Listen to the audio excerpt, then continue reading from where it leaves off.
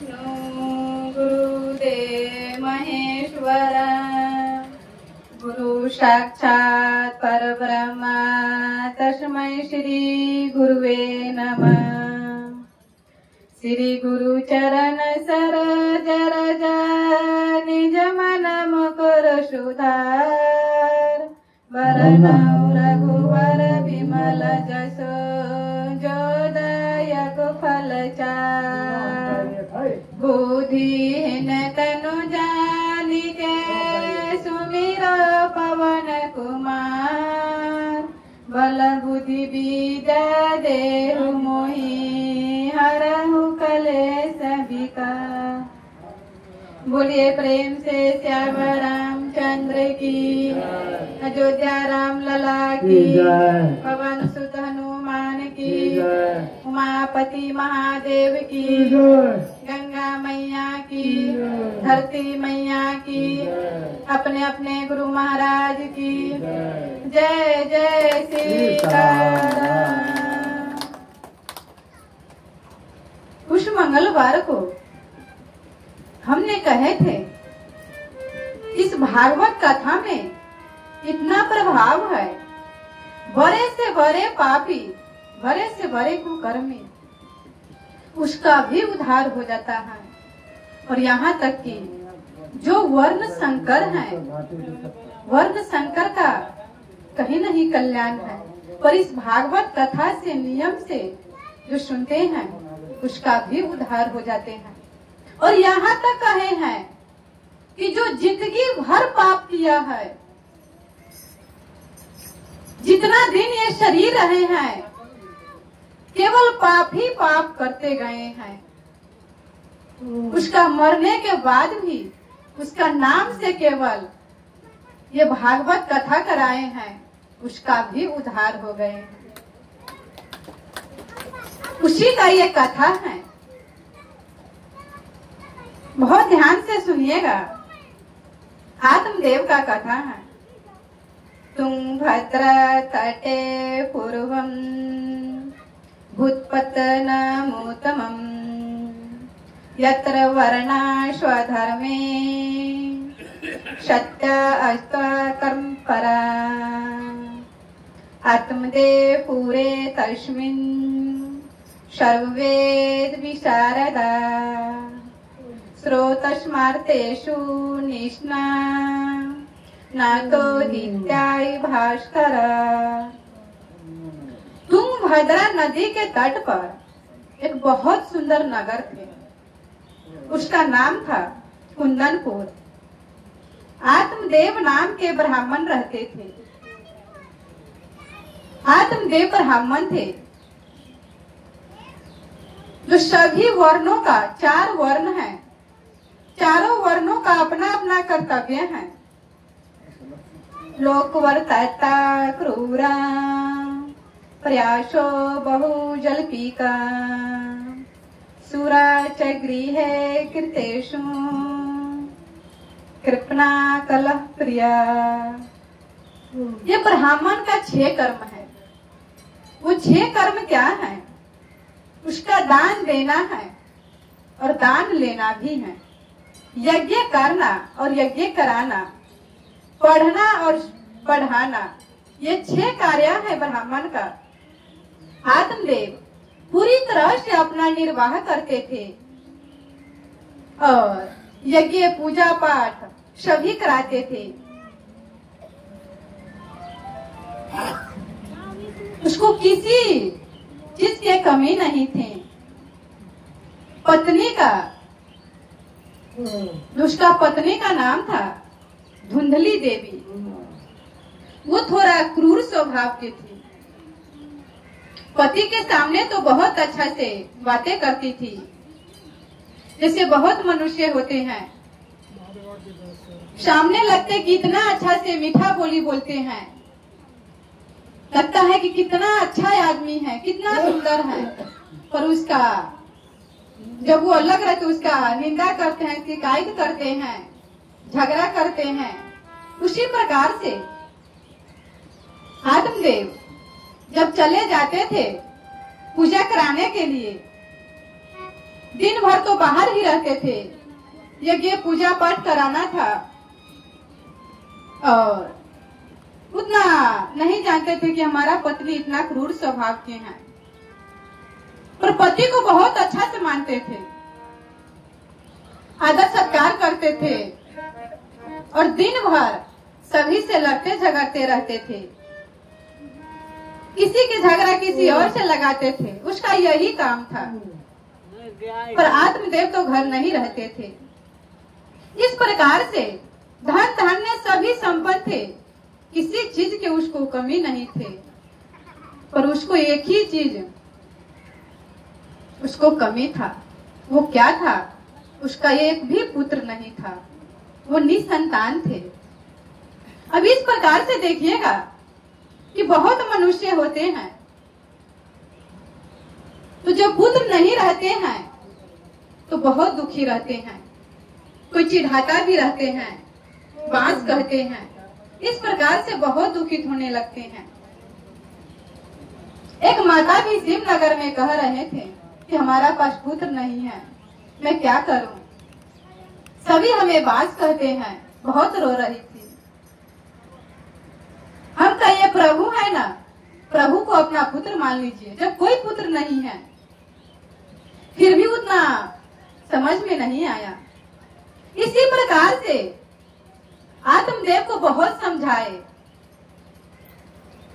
दानम भोगम नास्ति अस्त्रो गत्तो भवन्ति विकश्य यो ददाति न भुङ्क्ते तस्य त्रिता गति भवति। इस प्रकार से हमें पुत्र हो जाए इसलिए बहुत यज्ञ दान किए, बहुत पूजा पाठ किए, बहुत सत्कर्म किए, फिर भी एक भी पुत्र नहीं हुआ। फिर यहाँ पर कह रहे हैं कि जो धन है, धन का 3 गति होते हैं। 3 गति क्या है?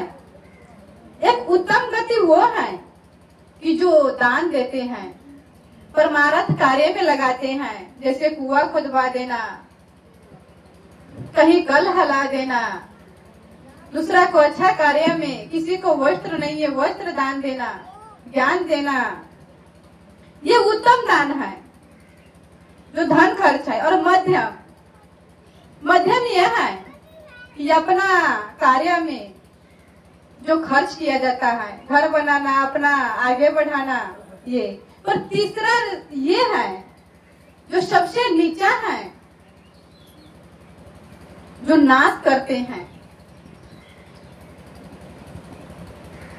जो वैश्या में, चोर में, डॉक्टर में ये खर्च किया जाता है, वो सबसे नीचा है, सबसे अधम गति है 3 गति में। बहुत मनुष्य का देखिएगा वो दान नहीं देते हैं, कहते हैं कि हम बहुत बढ़ा लेंगे संपत्ति को, बहुत जमा कर लेंगे। पर एक दिन वो पूरा जमा करके और 1 लाख 2 लाख सीधा डॉक्टर के यहाँ भरना पड़ता है, या कभी कभी चोरी हो जाते हैं। ये सबसे जो अधम है। इसीलिए उत्तम जो धन का उत्तम गति है वो खर्च करना चाहिए, परमार्थ कार्य में दान देना चाहिए सभी को। करुवर फल न खात है, नदी न सींचे नीर, परमार्थ के कारणे साधुन धारा शरीर। बहुत दान दिए, बहुत धार्मिक अनुष्ठान किए, फिर भी पुत्र नहीं हुआ। आत्मदेव बहुत दुखित हो गए, बहुत चिंतित हो गए, बहुत रोने लगे।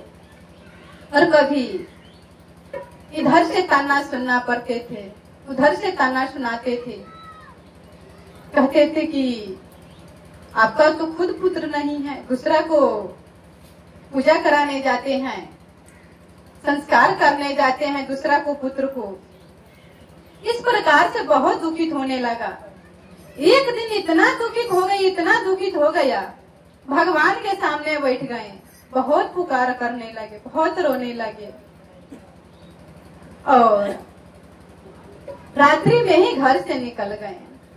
एकदा सदीजो दुखा त्यक्त्वानं गतः कथं रुद्रषि विप्रं त्वं काते चिंता बलियसि। जब वो जंगल में चले गए, बहुत रोने लगे। फिर वहां पर एक महात्मा आए। तो महात्मा ने देखा ये रो रहे हैं, बहुत चिंतित हैं ये महात्मा। और ये देखने में भी ब्राह्मण लगते थे, ज्ञानी था, आत्मदेव बहुत ज्ञानी थे। तो पूछा कि आप यहाँ पर अकेला क्या कर रहे हैं महात्मा? तो देखा तो वहां पर एक संत महात्मा थे, चरणों में प्रणाम किए और अपना दुख सुनाया और कहा कि हमारा पास कोई पुत्र नहीं है, इसीलिए हम दुखी हैं, हमें पुत्र दीजिए। आप संत महात्मा हैं, आप जो भी कह देंगे वो सत्य ही होगा।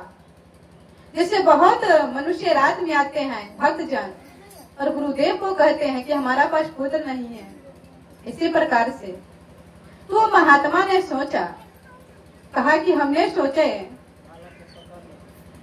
ये जंगल में रो रहे हैं परमात्मा को पाने के लिए, प्रभु को पाना चाहते हैं, पर आप तो पुत्र के लिए रो रहे हैं।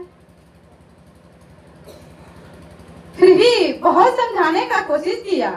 फिर कहते हैं धिग्जीवितं प्रजाहीनं धिगृहिं प्रजा विना धिग्धनं चनपतश्च धिकुलं सन्तति विना।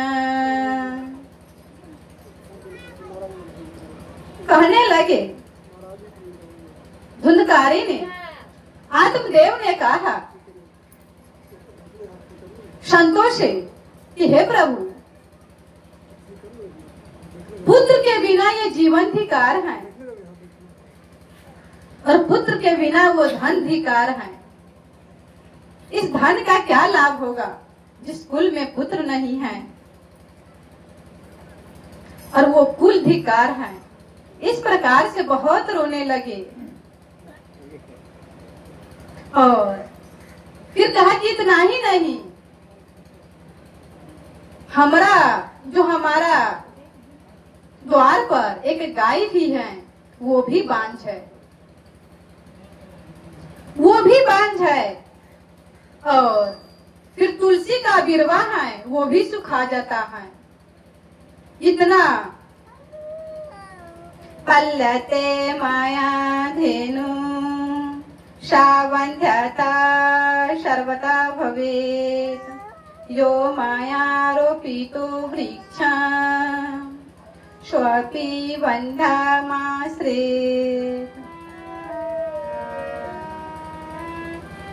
कहने लगे कि हमारा पास पुत्र नहीं है, गाय भी बांझ है, मैं इतना सेवा करता हूँ, इतना दान सत्कार करते हैं, फिर भी इतना हमें कष्ट। बहुत रोने लगा। तो संत ने समझाया, कहा कि सुनो, थोड़ा ध्यान से सुनो। शततो शग्र दुखम वपांग पुरा तथा रे मुचांत कुटुंबांसम सन्यासे सर्वथा सुखम। सन्यासे सर्वथा सुखम कह रहे हैं महाराज अंग का पुत्र जो वेन से क्या सुख मिला? इतना धर्मी निकले, इतना कुकर्म निकले, इस सारा प्रजा को, सारा घर को नष्ट विनष्ट कर दिया। और राजा सागर का 60,000 पुत्र थे, उसका क्या सुख मिला? कुछ नहीं मिला। उग्रसेन का पुत्र कंस है, कंस क्या सुख दिए अपने पिता को? स्वयं जेल में डाल दिए। पुलस्त्य ऋषि के पुत्र रावण वो पूरा हाहाकार मचा दिए। इसीलिए कहा कि पुत्र से कोई सुख नहीं मिलता है। संत ने कहा, आत्मदेव सुनो, तुमको पुत्र नहीं है, पुत्र है वो भगवान की कृपा है, और पुत्र नहीं है वो भगवान का बहुत बड़ा कृपा है। भगवान को बहुत बड़ा कृपा मानो। अगर पुत्र है तो अच्छा कार्य में अच्छा संस्कार दो, तो भगवान का कृपा है। पुत्र नहीं है तो भगवान का पूजा पाठ करो, स्वयं भगवान को अपना पुत्र मान लो, ये बहुत बड़ा कृपा है, क्योंकि उसमें मोह नहीं रहेगा। फिर आगे कहते हैं, पुत्र न रहते हैं तो 2-4 वर्ष रोते हैं, या कोई कह देते हैं कि बांझ है तो उस समय थोड़ा दुखी हो जाते हैं, फिर हर समय दुखी नहीं रहते हैं। और पुत्र जन्म लेकर के मर गया, उसके लिए भी तो 4 वर्ष रोते हैं, वो भी बहुत है। अगर पुत्र को पुत्र निकल गया, जब जन्म नहीं लिया तो 2-4 वर्ष रोए, मर गया उसका लिए भी 2-4 वर्ष रोए, पर पुत्र हो करके और वो पुत्र को पुत्र निकल गया, जिंदगी भर रोना पड़ेगा।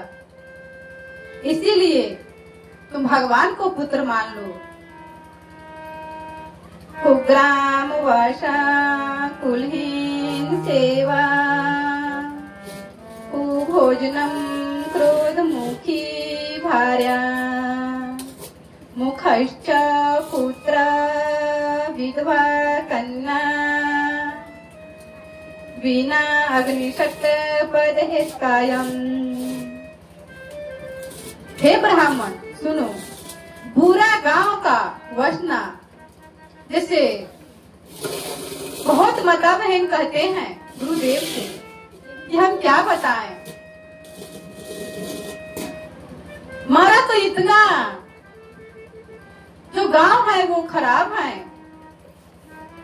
महाराज जी क्या बतलाए, मीट मछली खाते हैं, गाली गलौज करते रहते हैं, पूजा पाठ करते हैं, उसमें निंदा करते हैं, और कुलहीन की सेवा और बुरा आहार जो भोजन है वो शरीर को नाश कर देते हैं। और क्रोधी स्वभाव की पत्नी, अगर पत्नी भी अच्छा नहीं है, जो क्रोधी है वो जिंदगी भर दुख देते हैं। और मूर्ख पुत्र, विधवा स्त्री जीवन भर छाती जलाते हैं। वो संत ने कहे आत्मदेव से,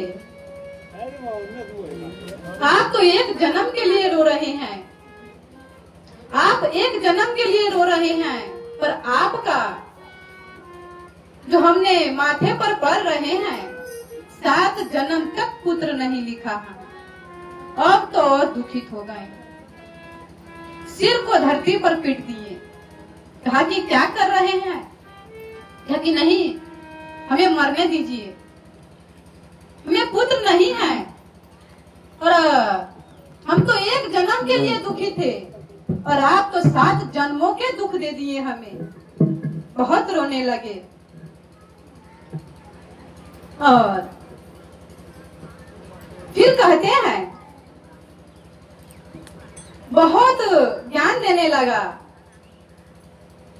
जब समझाने लगे तो आत्मदेव ने कहा कि हम बहुत ज्ञान जानते हैं, ऐसा नहीं कि हम मूर्ख हैं, आप इतना नहीं हमें समझाइए, आप हमें पुत्र दीजिएगा कि नहीं आप हमें वो बतलाइए। और हमको नहीं पुत्र के दुख हुआ है, एक बार राजा दशरथ को भी हुआ है पुत्र का दुख। एक बार भूपति मन माही भय गलानि मोरे सुत नहीं, निज दुख सुख सब गुरहि सुनायहु कहि, वशिष्ठ बहु विधि समझाय, धरा हो धीर हो या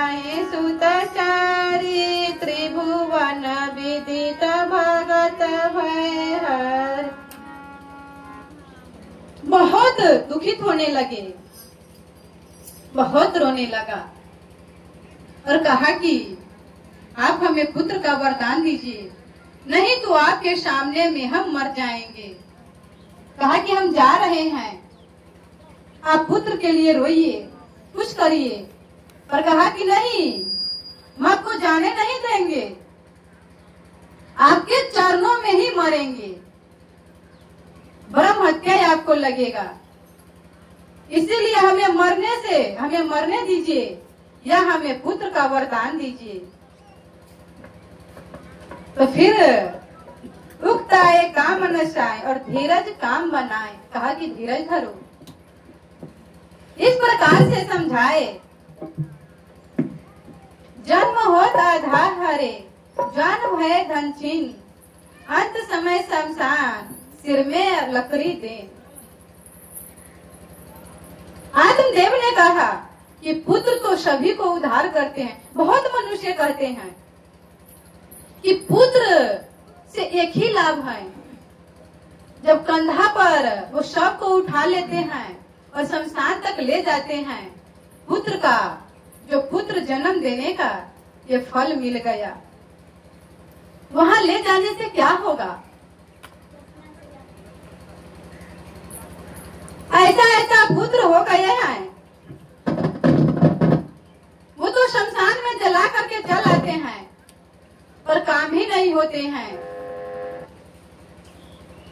पुत्र नाम चलाता न करता, बाप के मर जाने पर शमशान से आकर पटवारी कोर्ट में जाते हैं और खेत मेरा नाम पर कर दो। सीधा वो पटवारी कोर्ट में जाते हैं और कहते हैं कि जो मेरा पिता का नाम इस रजिस्ट्री पर है वो मेरा नाम पर कर दीजिए। एक सेठ थे, बहुत बड़ा सेठ थे, और उसका मालूम चल गए। वो थोड़ा पूजा पाठ किए थे कि हमें अब मृत्यु होने वाला है, कल मृत्यु हो जाएगा। तो अपना पुत्र से कहे, और वो अपना अगला जन्म का भी मालूम चल गया कि हम अगला जन्म में क्या बनेंगे जब हमारा मृत्यु होगा। पुत्र को कहा, दो पुत्र थे, दोनों पुत्र को बुला लिए और कहा हमें कल मृत्यु हो जाएगा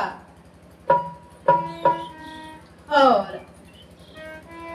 तुम हमें जला करके आना, और 3-4 दिन बाद वो डोम का घर है, वो एक सुगर है, उस सुगर को 15-16 बच्चा होगा, उस बच्चा में एक चितकबरा रहेगा, वो हम ही रहेंगे। इसीलिए हम जब भी जन्म लेंगे उसी समय उस डोम से खरीद करके और तुम मुझे मार देना,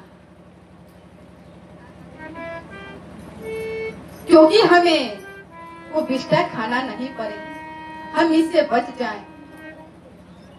फिर कितना दिन बच सकते हैं?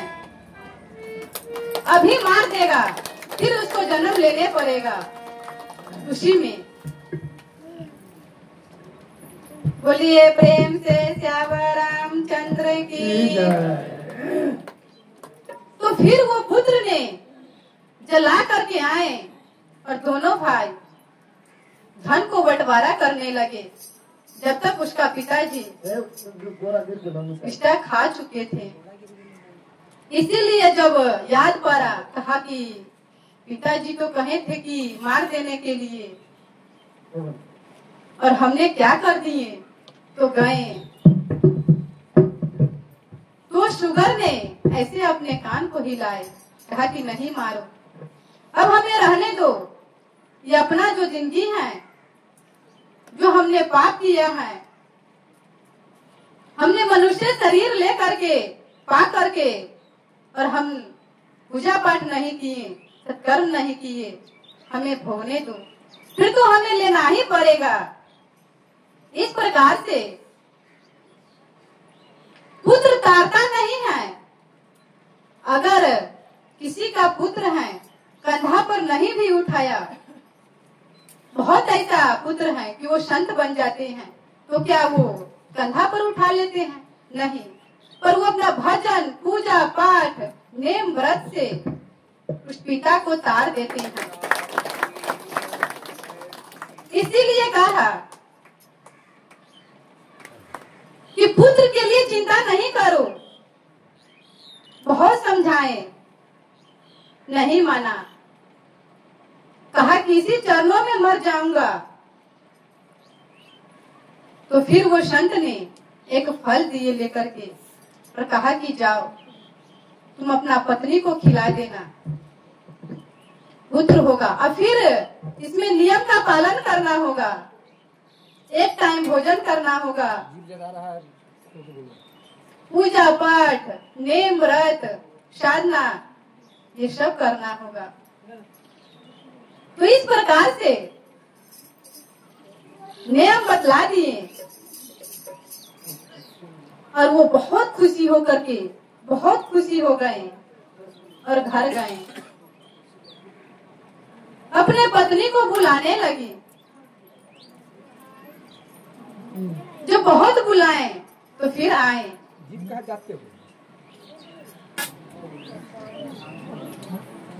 तो फिर एक फल दिए खाने के लिए।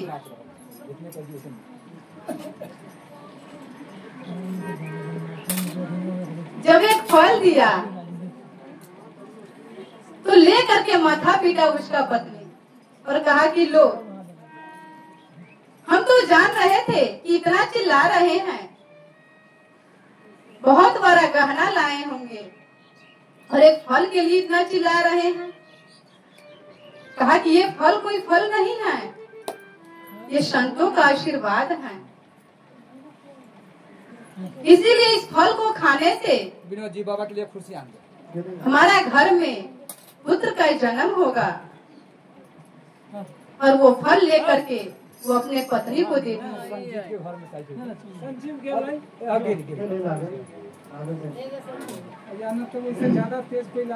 तो गीता में कहे हैं कि बिना श्रद्धा के यज्ञ, दान, पूजा पाठ वो सब निष्फल हो जाते हैं।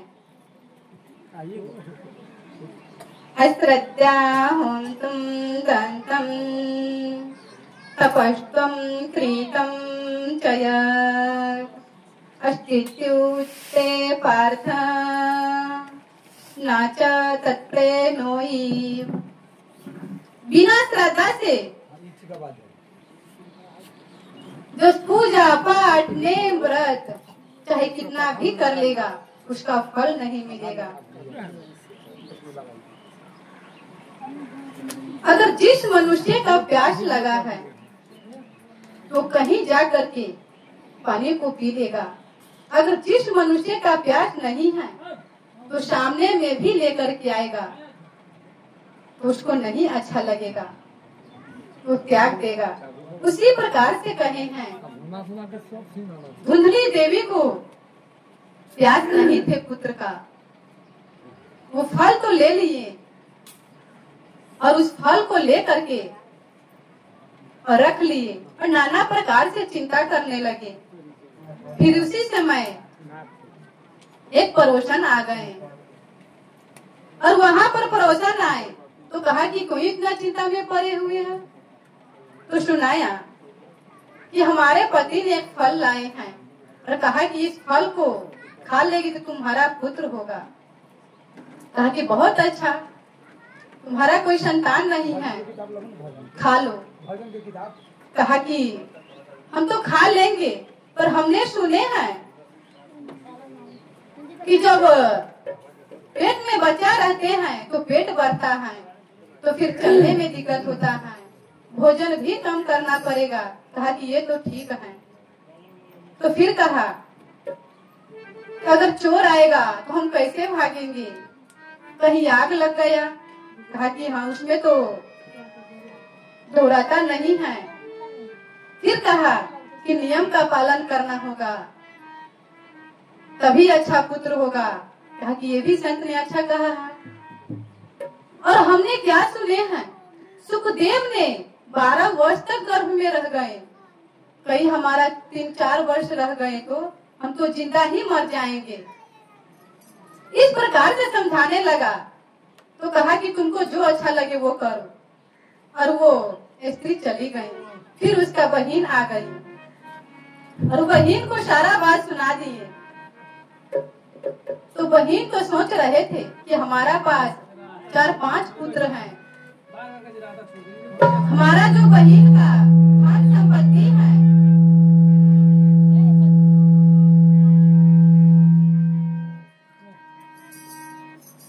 बहन का जो धन संपत्ति है हमारा पुत्र को हो जाएगा।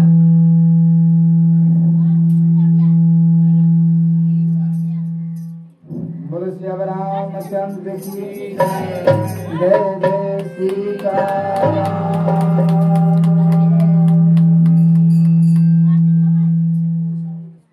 तो इसी भजन पर इस एक बड़ा अच्छा भजन है। बजती तेरी बजती मोरलिया देख के नाचन चली आई ओ सावरे। बजती मोरलिया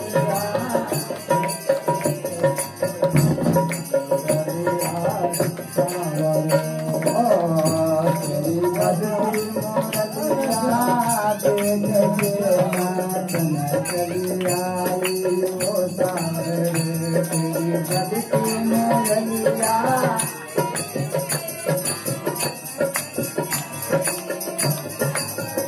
नाचन चली आई ओ सावरे। नाचन चली आई ओ सावरे। नाचन चली आई ओ सावरे।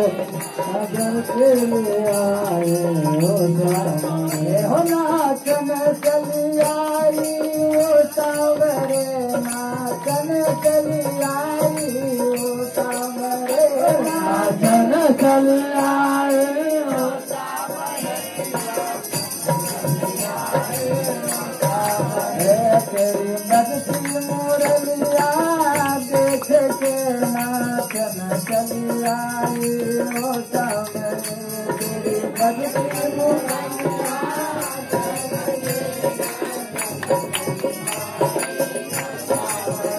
गर्मी के महीना उसावरे।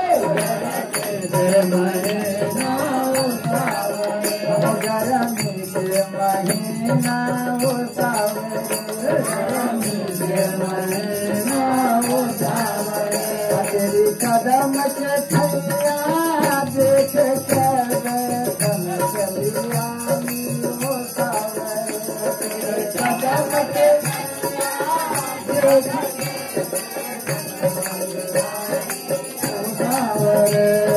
बजती मोरलिया देख के नाचन चली आई ओ सावरे।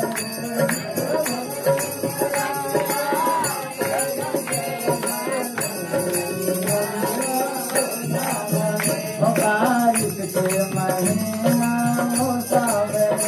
बारिश के महीना ओ सावरे। बारिश के महीना ओ सावरे। बारिश के महीना ओ सावरे। लगी खतरिया देख के तूफान चली आई ओ सावरे।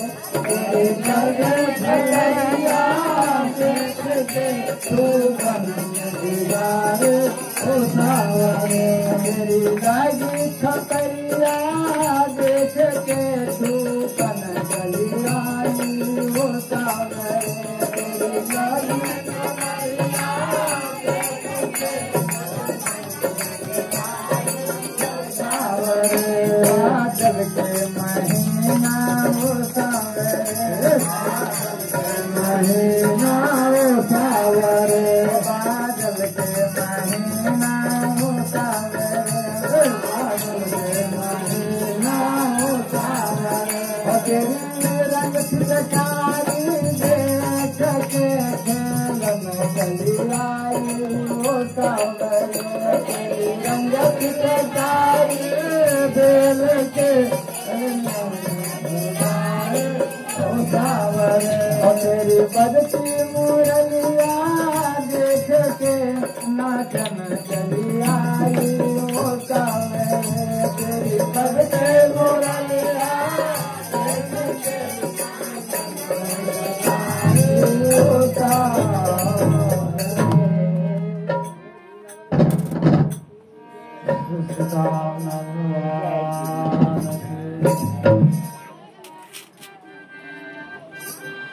बोलिए प्रेम से श्याम रामचंद्र की। तो फिर इस प्रकार से बहन आ गए और बहन को सब बात सुनाने लगे। तो सभी अपना स्वार्थ के लिए जीते हैं। भाई बहन माता पिता संसार में जो भी हैं केवल अपना स्वार्थ के लिए जीते हैं। दूसरा से स्वार्थ के लिए उसको मानते हैं, सब कुछ करते हैं।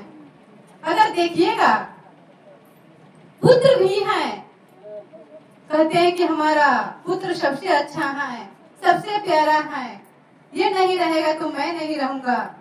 पर पुत्र के शरीर में रोग हो जाता है, कष्ट हो जाए तो बहुत दुखाने लगता है। और फिर अंत में क्या कहते हैं, इस पुत्र से तो पुत्र के ही अच्छा थे, मर जाए तो अच्छा है, इतना पैसा नहीं लगेगा। इतना स्वार्थ के लिए मनुष्य सब है।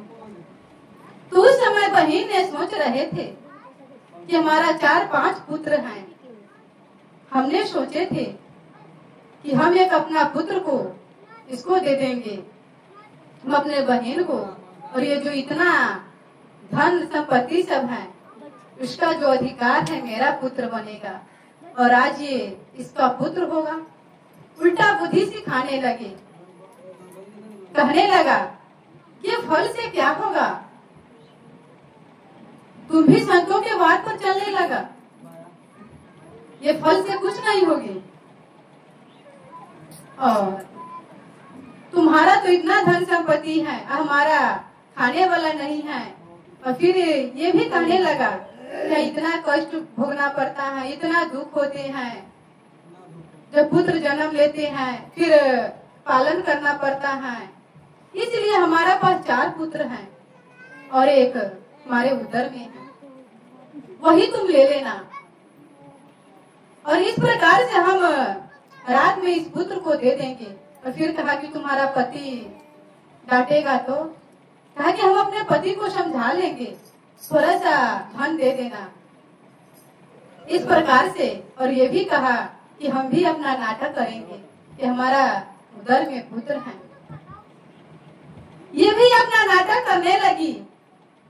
और थोड़ा दिन के बाद वहां पर उसका बहन का पुत्र हुआ। रात में आकर के उस पुत्र को दे दिए और सुबह होते ही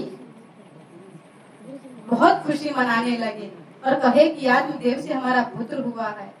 अब ये तो आत्म से बहुत खुशी हो गए, बहुत आनंद में हो गए। दशरथ पुत्र जन्म सुने का मानहु ब्रह्मानंद समान। ओ दशरथ पुत्र जन्म सुन काना मनहु ब्रह्मानंद समान।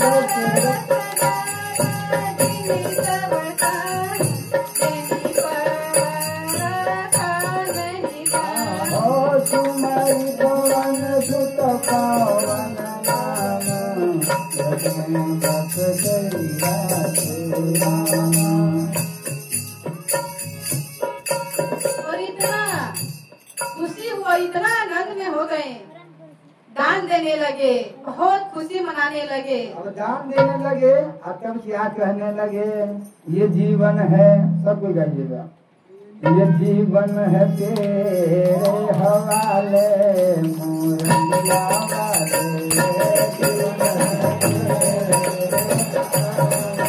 मुरलिया वाले जीवन है तेरे हवाले मुरलिया वाले, जीवन है तेरे हवाले मुरलिया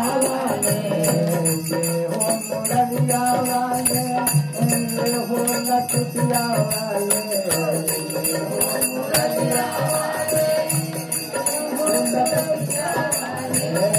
जीवन है तेरे हवाले जीवन है तेरे हवाले मुरलिया वाले हमका कपूतारे है तेरे हाथ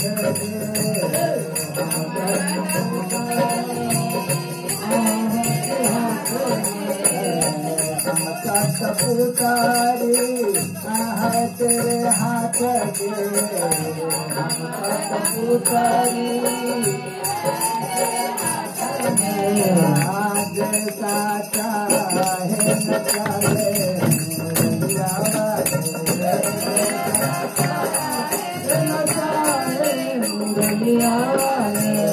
जीवन है तेरे हवा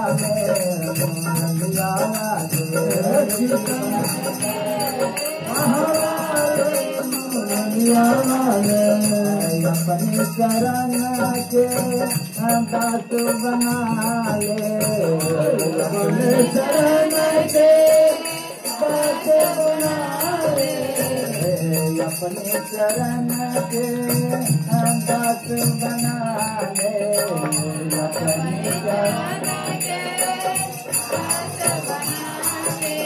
दास बना ले सब दास बना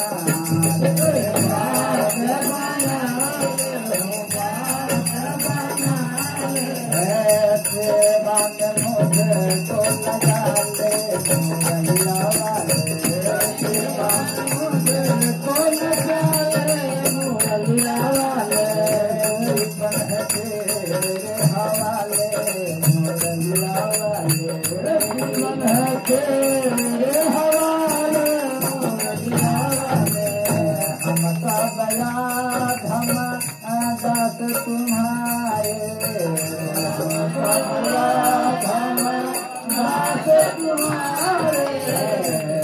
सब याद हम दास तुम्हारे हम सब याद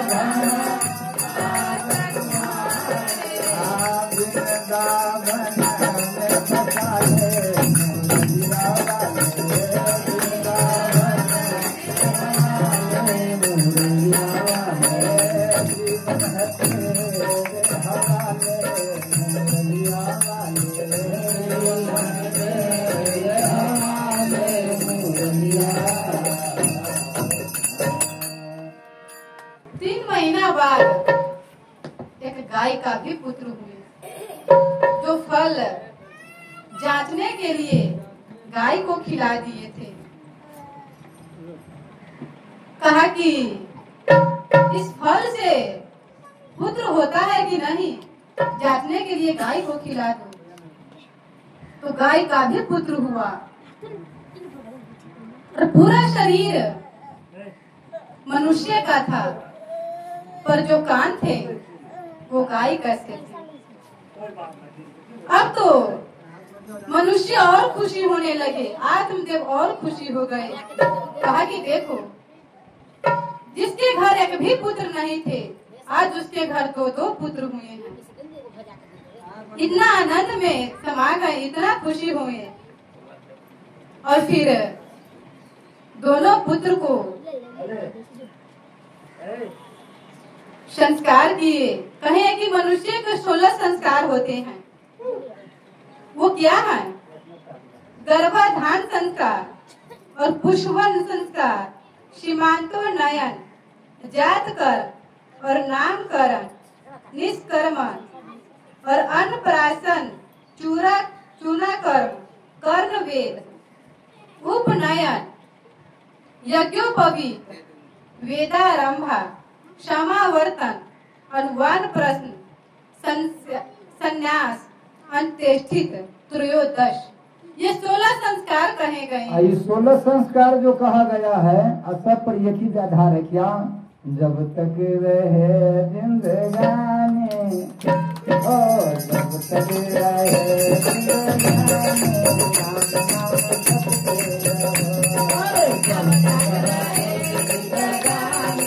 राम नाम जपते रहो।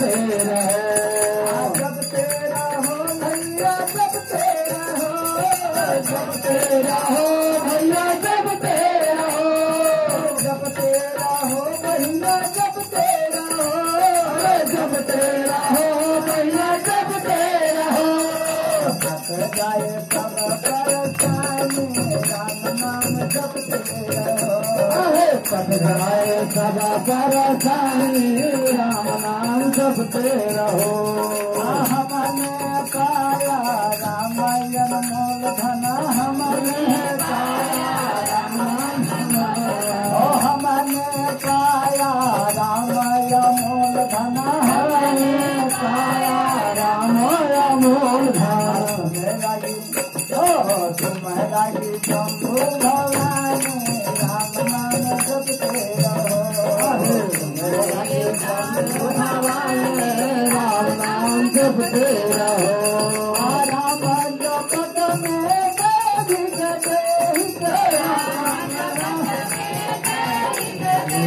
हो राम जपत में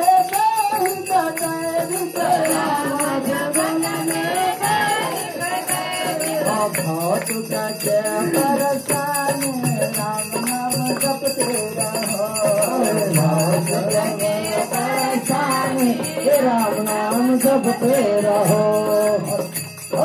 जब तक रहे जिंदगानी राम नाम जपते रहो जब तक रहे जिंदगानी राम नाम जपते रहो सुबह शाम भैया राम सुमर ले शाम भैया राम सुमर ले सुबह शाम भैया राम सुमर ले शाम भैया राम सुमर ले रबे लागी भगत ज्ञानी राम नाम जपते रहो जपते रहे ज्ञानी राम नाम जपते रहो जब तक रहे जिंदगानी राम नाम जपते रहो जब तक रहे जिंदगानी राम नाम जपते रहो आज सुख पाया राम भजन से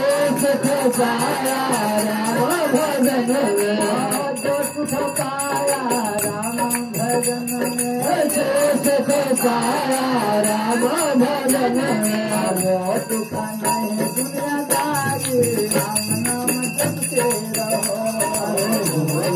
नहीं दुनियादारी राम नाम जपते रहो राम नाम जपते रहो जब तक रहे जिंदगानी राम नाम जपते रहो जब तक रहे जिंदगानी राम नाम जपते रहो बोलिए प्रेम से श्यामा रामचंद्र की। अब ये जो दोनों पुत्र हुए, दोनों पुत्र का और फिर यहाँ पर देखे जाते हैं कि जो बालक होते हैं छोटा से ही उसका जो यहाँ पर कह रहे हैं कि गोकर्ण पंडितो ज्ञानी धुंधकारी महाखल। गोकर्ण जो उसका पंडित का जो ज्ञानी महात्मा, ये सब बच्चे से ज्ञान आने लगा और ये पूजा पाठ नेम व्रत ये करते थे। और ये जो धुंधकारी थे ये बहुत अपना गोली गोली खेलने लगे, ताश पत्ती किसी का घर में आग लगा देते थे, किसी को पुत्र को डुबा देते थे। इस प्रकार से इसका कुकर्म बढ़ते गए। तो यहाँ क्या होते हैं कि जब छोटा सा बालक रहते हैं तो माता हंसते हैं, पिता हंसते हैं कि अभी छोटा सा है, गलती कर लिया, आगे संभल जाएगा। उसी समय उसको संभालने का टाइम है। कैसे संभालने का टाइम? बोलो सब रामचंद्र की। तेरे गठरी में लागल चोर गठरी का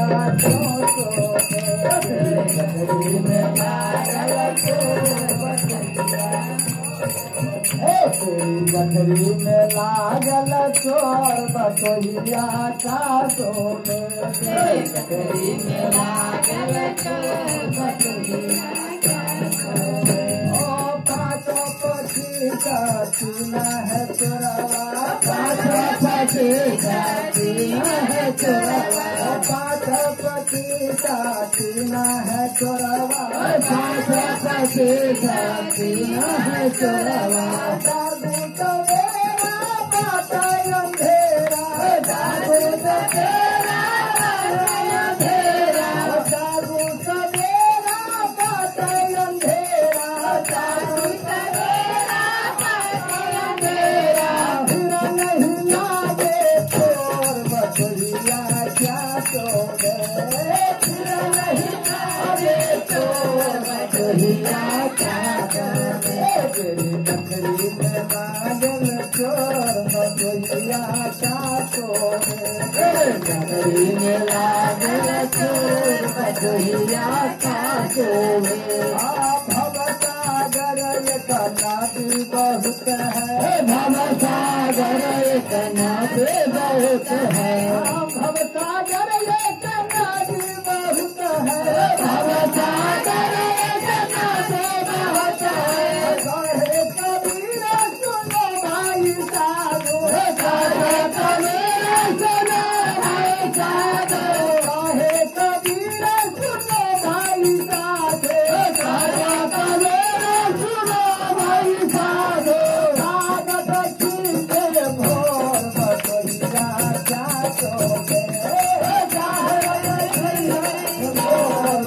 बटोहिया क्या तोड़े, लागत खींचे भोर बटोहिया क्या तोड़े। गठरी में लागल चोर बटोहिया क्या तोड़े। बिना उतारे उस पार न जइयो, बिना उतारे उस पार न जइयो, बिना उतारे उस पार न जइयो, बिना उतारे उस पार न जइयो।